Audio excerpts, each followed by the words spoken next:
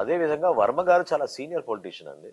ఆయన కూడా సుదీర్ఘమైన ప్రయాణం చేశారు, ఎన్నో ఇబ్బందులు పడ్డారు గతంలో కూడా. చూసాం మనందరం కూడా. ప్రతి నాయకుడు రాజకీయాల్లో అటువంటి 5 సంవత్సరాలు ఎవరు కోరుకోరు, అట్లా ఉంటాయని కూడా ఎవరు ఊహించుంటారు.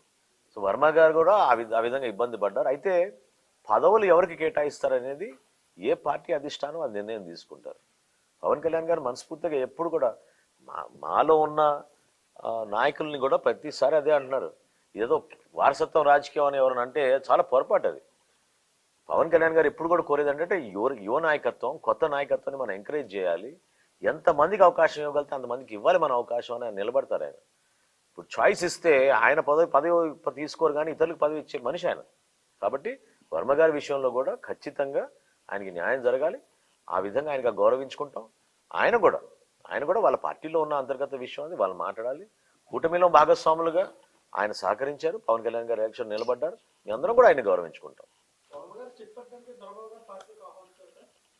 లేదండి, దొరబాబు గారు ఎలక్షన్ ముందే వద్దామని అనుకున్నారు, కొన్ని కారణాల వల్ల రాలేకపోయారు. ఆయన మాలో ఒక కుటుంబ సభ్యుడిగా ఉన్నారు. ఆయన చాలా సౌమ్యంగా ఉండే మనిషి. అటువంటి ఆలోచనలు ఏం లేదు. ఒక చెక్ పెట్టడానికి అవసరం ఏముంది? ఇది పవన్ కళ్యాణ్ గారి నియోజకవర్గం, ఇక్కడ ఎవరు చెక్ పెడతామండి?